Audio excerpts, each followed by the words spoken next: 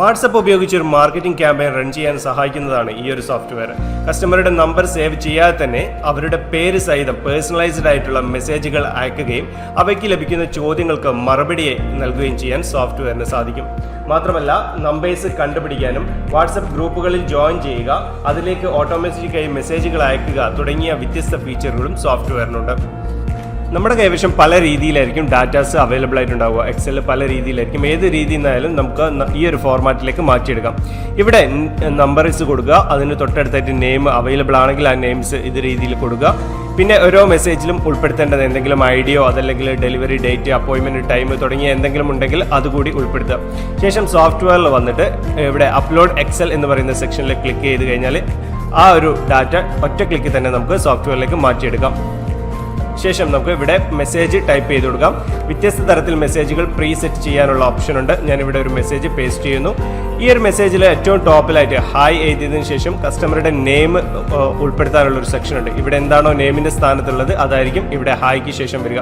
അത്തരത്തിൽ message I ഡിക്കുള്ള section കൊടുത്തു. തൊട്ട് താഴെയായിട്ട് ഓരോ മെസ്സേജും എത്ര സമയം ഗ്യാപ്പിലാണ് അയക്കേണ്ടത് എന്നുള്ള കാര്യം ഇവിടെ സെറ്റ് ചെയ്യുക. ഓരോ മെസ്സേജും 10 സെക്കൻഡ് ആണെങ്കിൽ 10 സെക്കൻഡ് മുതൽ 15 സെക്കൻഡ് വരെയുള്ള ഒരു ഗ്യാപ്പ് ഇട്ടിട്ട് മെസ്സേജുകൾ അയക്കുക എന്നുള്ളതും, അതേപോലെ ഓരോ 10 മെസ്സേജസ് കഴിഞ്ഞതിന് ശേഷം ഒരു നിശ്ചിത സമയം റെസ്റ്റ് ചെയ്യണം എന്നുള്ള കാര്യങ്ങളൊക്കെ സോഫ്റ്റ്വെയറിൽ സെറ്റ് ചെയ്ത് വെക്കാൻ പറ്റും.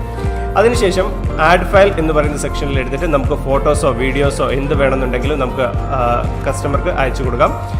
ഏത് ടൈപ്പിലുള്ള ഫയൽസും ഇവിടെ സപ്പോർട്ടീവ് ആണ്. ശേഷം സ്റ്റാർട്ട് ക്യാമ്പയിൻ ക്ലിക്ക് ചെയ്യുക. ക്യാമ്പയിൻ എന്തെങ്കിലും ഒരു പേര് കൊടുത്തിട്ട് ഓക്കെ ക്ലിക്ക് ചെയ്യുക. ഇപ്പോൾ നമുക്ക് ഇവിടെ നമ്മുടെ വാട്സപ്പുമായിട്ട് കണക്ട് ചെയ്യാനുള്ള ഒരു ഓപ്ഷൻ ഉണ്ട്. ഫസ്റ്റ് ടൈം മാത്രം സ്കാൻ ചെയ്ത് കണക്ട് ചെയ്യുക, പിന്നീട് സോഫ്റ്റ്വെയർ കണക്റ്റഡ് ആയിരിക്കും.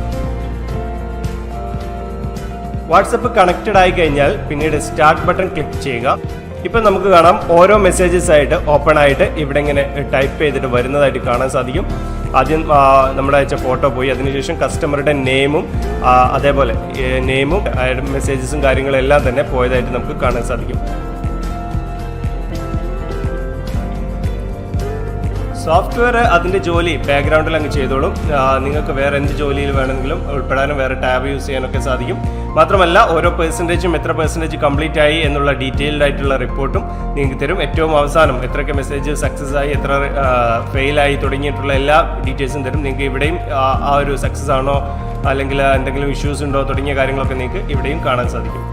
ഇൻഡിവിജ്വലായി ഇത്തരത്തിൽ മെസ്സേജുകൾ അയക്കുക മാത്രമല്ല, നമുക്ക് ഗ്രൂപ്പുകളിലും ഇതേപോലെ തന്നെ മെസ്സേജ് അയക്കാം. അവിടെ അപ്ലോഡ് എക്സൽ എന്നുള്ളിടത്ത് വാട്സപ്പിൻ്റെ ഗ്രൂപ്പുകളുടെ ലിങ്കുകൾ അപ്ലോഡ് ചെയ്ത് കൊടുക്കുക. ബാക്കിയെല്ലാം സെയിം ആണ്. അതായത് മെസ്സേജസ് ഇവിടെ ടൈപ്പ് ചെയ്തിട്ട് എന്താണോ ഫയൽ ആഡ് ചെയ്യാനുള്ളത് അത് ആഡ് ചെയ്തിട്ട് ടൈം സെറ്റ് ചെയ്തിട്ട് സ്റ്റാർട്ട് ക്യാമ്പയിൻ ക്ലിക്ക് ചെയ്താൽ മതി.